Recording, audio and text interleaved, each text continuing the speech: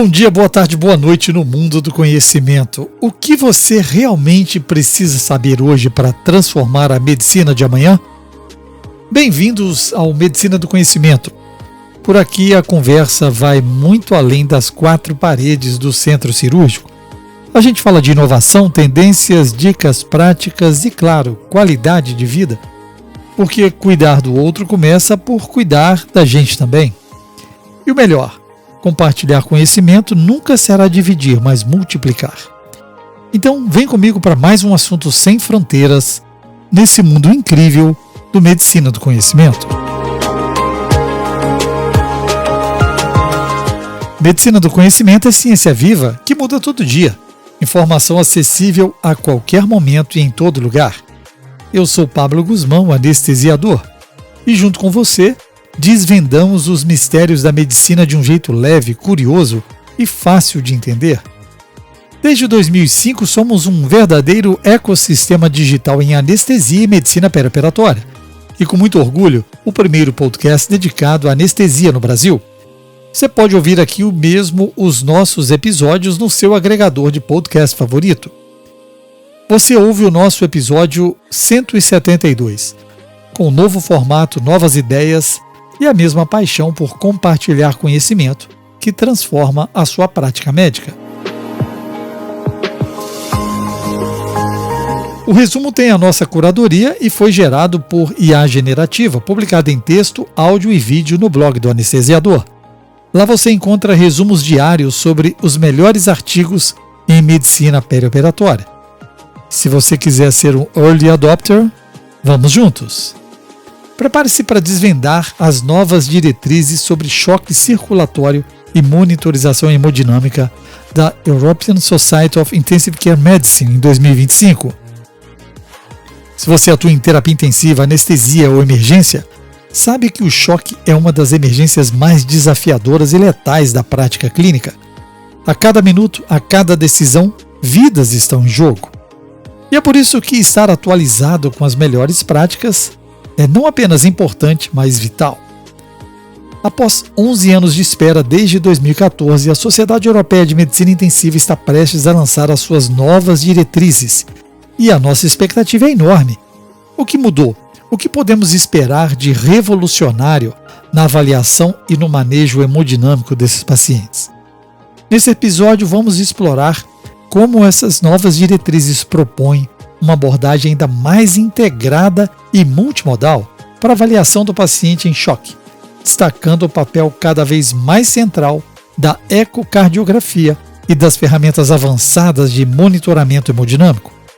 Estamos falando de uma transformação na forma como interpretamos os sinais vitais, como utilizamos a tecnologia à beira do leito e como tomamos decisões que podem mudar o curso de uma doença.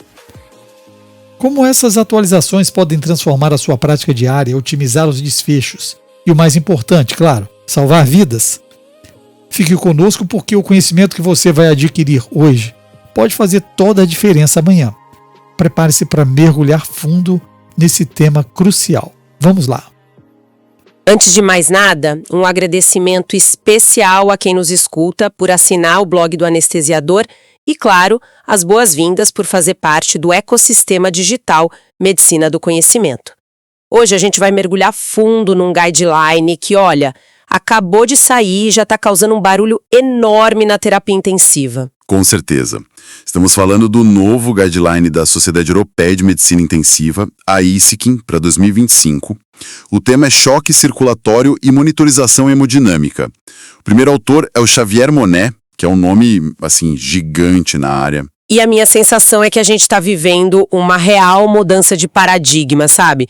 Parece que há 10 anos, ressuscitação era quase um checklist. Você dava volume, ligava o vasopressor, mirava numa meta de PVC e pronto. Hoje, o que a gente vai ver é como esse novo guia, ele meio que desmonta essa receita de bolo antiga, ele nos empurra para uma abordagem muito mais inteligente, mais personalizada. Essa é a definição perfeita. O objetivo principal do guideline foi exatamente esse: atualizar as diretrizes de 2014, porque o conhecimento, evoluiu demais. A ideia foi pegar toda a ciência nova e traduzir em recomendações práticas, né, para diagnosticar e principalmente monitorizar o paciente adulto em choque. Então o foco é no diagnóstico e na monitorização. Isso. E vale frisar bem isso. O foco é em como a gente avalia o problema, não tanto em qual droga usar ou em qual dose. Entende? É sobre a avaliação. Entendi. É mais sobre como enxergar o problema do que qual remédio dá. E para um documento com esse peso todo, a metodologia tem que ser, imagino, impecável. Como é que um painel com 24 especialistas do mundo todo chegou num consenso para, 50 recomendações? Olha, o processo foi extremamente rigoroso. Eles usaram o formato PICO para formular as perguntas. PICO. População, intervenção, comparador e desfecho, certo? Isso, exatamente. E usaram a abordagem GRADE para avaliar a força da evidência. Mas o que eu achei realmente fascinante foi a distinção que eles fazem, sabe? Entre os tipos de recomendação. Eles não colocam tudo no mesmo saco. Certo, existem níveis diferentes de certeza, digamos assim. Exato. De um lado você tem as recomendações graduadas, que são aquelas baseadas em estudos clínicos, e aí vem com os termos recomendamos ou sugerimos. E do outro lado, e aqui está um ponto que eu acho crucial, a gente tem as declarações de boas práticas não graduadas. A sigla inglesa é UGPS. UGPS? Isso só é importante. O que isso quer dizer na prática? Significa que, para certas questões, a evidência de grandes ensaios clínicos é 1. Limitada, mas o benefício da prática é tão óbvio e o consenso entre os especialistas é tão forte que eles emitem essa declaração de boa prática. Deixa eu ver se eu entendi. Uma UGPS é basicamente o painel de especialistas falando: olha, não dá para fazer um estudo onde a gente nega uma intervenção essencial para um grupo de pacientes em choque. Tipo, não monitorizar o débito cardíaco de um paciente que não melhora. Exatamente isso. Então, mesmo sem aquele estudo perfeito, eles dizem: isso é boa prática, tem que ser feito. É isso. Você capturou a essência perfeitamente. É o reconhecimento de que a ausência de evidência não é evidência da ausência de benefício, sabe? Especialmente quando a lógica fisiológica é, esmagadora. Faz todo sentido. E para garantir que não era só a opinião de alguns, toda decisão precisou de pelo menos 80% de concordância numa votação anônima. Brilhante. Isso dá muito mais clareza. Então vamos para o que interessa. O que esse guideline muda no nosso dia a dia, ali na beira do leito? Vamos começar pelo começo. O diagnóstico. Perfeito. O primeiro grande tema é a própria definição de choque. O guideline reforça que choque é uma falha circulatória aguda que causa hipoperfusão tecidual. Ou seja, o problema central é a falta de oxigênio chegando nos tecidos. E a grande virada de chave aqui, me parece, é que o diagnóstico não depende só do número da pressão arterial que está ali piscando na tela do monitor. Precisamente. E essa é talvez a mensagem mais poderosa do guia todo. Ele nos força a sermos médicos melhores, sabe? Ele nos diz: pare de perseguir um número na tela e olhe para o seu paciente. Um tempo de enchimento capilar, o TEC, lento de 4, 5 segundos, com uma pressão que parece normal, tipo 90/60, é muito mais alarmante do que uma hipotensão isolada num paciente com a pele quente, corada, com TEC rápido. Exatamente. Essa é a verdadeira essência do diagnóstico clínico. E aí o lactato elevado, acima de 2, entra como esse marcador bioquímico da hipoperfusão. É interessante ver a clínica soberana sendo formalizada com tanto peso, porque às vezes, com tanta tecnologia, a gente esquece de fazer o básico, né? De apertar o dedo do paciente e contar os segundos. Parece um retorno às origens, mas agora com respaldo da evidência. É um básico avançado. O guia recomenda formalmente monitorizar a perfusão cutânea com o TEC. E, se possível, complementar com a avaliação da temperatura da pele e a presença de livedo reticular, o famoso Mottling. Ok, então diagnosticamos o choque olhando para a perfusão. Aí vem a primeira atitude que quase todo mundo toma: dar fluidos. E essa área é sempre um debate quente. O que o guideline traz de novo? E joga mais luz nesse debate. A recomendação central, que é uma UGPS, é categórica. Em pacientes com choque que persiste depois daquela ressuscitação inicial, a fluido-responsividade deve ser avaliada antes de continuar dando mais volume. Acabou a era de dar fluidos no escuro. Acabou. Chega de dar fluido só porque a pressão não subiu. E como a gente faz isso? O guia aposenta de vez a PVC como um guia para dar volume. A questão da PVC sempre foi um nó na minha cabeça. Fico aliviado em dizer que sim. O Guideline finalmente coloca a PVC no seu devido lugar. Ele reforça o abandono completo de marcadores estáticos de pré-carga como um valor isolado de PVC para decidir sobre volume. A recomendação forte é usar testes dinâmicos para prever a resposta a fluidos. Isso na teoria é lindo, mas na prática, um teste de elevação passiva das pernas, o PLR, exige tempo, uma cama que permita a manobra, um monitor de débito cardíaco. Numa UTI lotada, de madrugada, não é mais fácil só dar uma prova de 250 ml e ver o que acontece.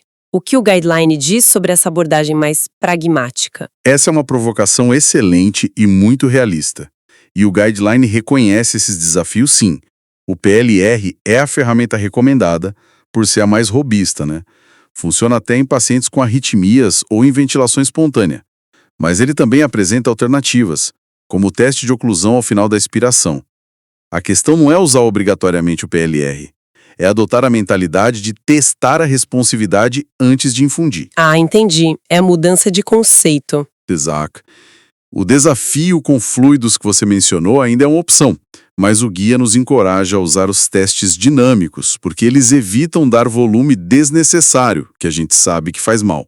Falando em volume que faz mal, e a segurança. Como o guia nos ajuda a saber a hora de parar? Esse é o outro lado da moeda e é crucial. O benefício de dar fluidos precisa ser pesado contra o risco de congestão. O Guideline sugere que, para avaliar esse risco, a gente deve olhar para marcadores de congestão venosa. E aqui entram ferramentas como a água pulmonar extravascular, o EVLW, ou o score VEXUS no ultrassom. VEXUS. Esse termo tem aparecido cada vez mais. Pode explicar de um jeito simples o que é? Claro. Pensa no sistema circulatório como um encanamento. Se você injeta água demais e a bomba, que é o coração, não dá conta, a pressão começa a voltar, congestionando os canos. O VEXUS é basicamente um jeito de usar o ultrassom ali na beira do leito para olhar as veias dentro do abdômen. A veia hepática, a veia porta, e ver se elas estão estofadas, dilatadas, mostrando que o sangue não está progredindo. Nossa, é um sinal visual de que o sistema está sobrecarregado. Exatamente. É um sinal claro de que o sistema não tolera mais fluidos. Um engarrafamento circulatório, como você disse. Fantástico.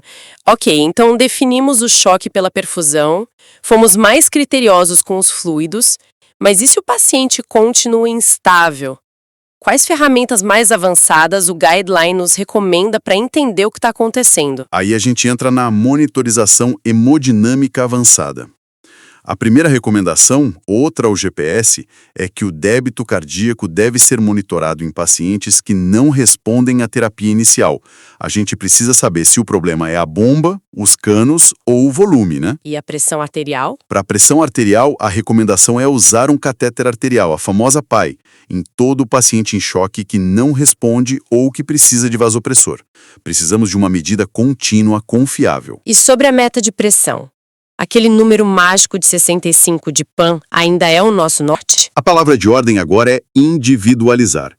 O guia sugere começar com um alvo de 65 a 70 milímetros de mercúrio no choque séptico, sim, mas, e este é um grande mas, a gente pode mirar em alvos mais altos, tipo 80 a 85, em pacientes com histórico de hipertensão crônica. Se houver melhora clínica, imagina. Se, e somente se, essa pressão mais alta se traduzir numa melhora clínica visível, um TEC mais rápido, pele mais quente, mais diurese.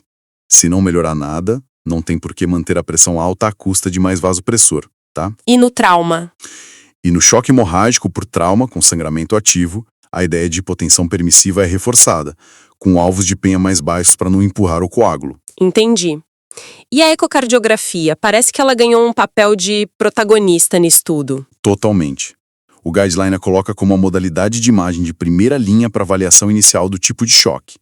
É a nossa ferramenta de detetive à beira do leito.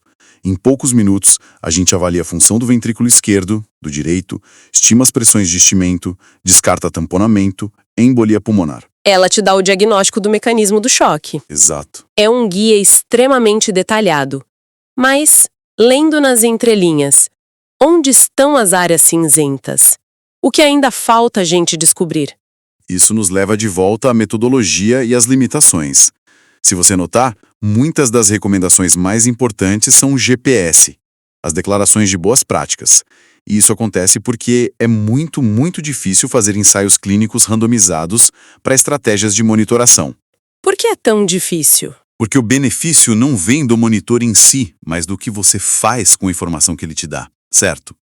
Um estudo teria que padronizar não só a ferramenta, mas o protocolo de tratamento baseado nela, em milhares de pacientes. É complexo demais. Eu me lembro de um caso, anos atrás, onde a gente seguiu o protocolo antigo de metas de PVC.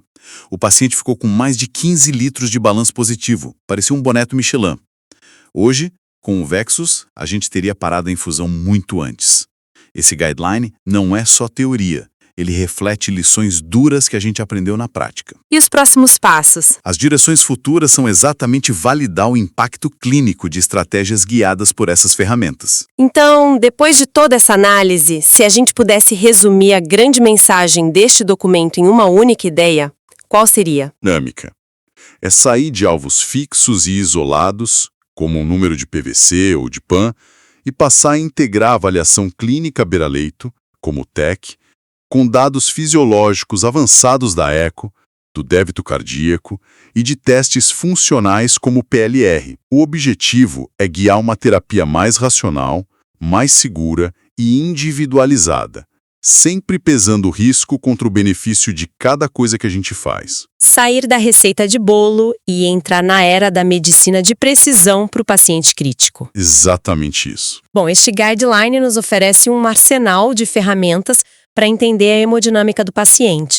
A questão que fica para nossa reflexão, então, é: com o avanço da tecnologia e essa abundância de dados que a gente tem hoje, será que o nosso maior desafio clínico mudou? Talvez não seja mais a obtenção da informação, mas sim a sua síntese e interpretação em tempo real? Como nós, na prática, podemos transformar esse dilúvio de dados em decisões mais sábias e, no fim das contas, em melhores resultados para os nossos pacientes? E chegamos ao fim de mais um episódio do nosso podcast Medicina do Conhecimento. Espero que esse conteúdo tenha sido tão inspirador quanto foi para mim. Se você gostou, eu te peço para compartilhar esse episódio com seus colegas, deixar o seu comentário e suas sugestões. A sua participação é fundamental para continuarmos expandindo o conhecimento. E eu quero que você se torne um assinante VIP do blog do Anestesiador e siga conosco. Me manda uma mensagem no Instagram, @Medicina do Conhecimento, que eu te ofereço um mês gratuito para você experimentar o acesso ao grupo VIP. E quer continuar conectado ainda com a gente? É fácil, acesse www.medicinadoconhecimento.com.br e ouça a nossa rádio web. Ciência e informação onde e quando você quiser. E claro, nosso podcast está em todas as plataformas: Spotify, Deezer, Apple Podcast, SoundCloud, YouTube e até mesmo na Alexa. E não se esqueça que o seu feedback vale ouro. Mande a sua pergunta, sugestão ou comentário. Quem sabe o próximo tema não nasce da sua ideia. Se curtiu, compartilha, deixa o like e segue a gente no Twitter, Facebook e Instagram, @Medicina do Conhecimento. Porque aqui, compartilhar é multiplicar.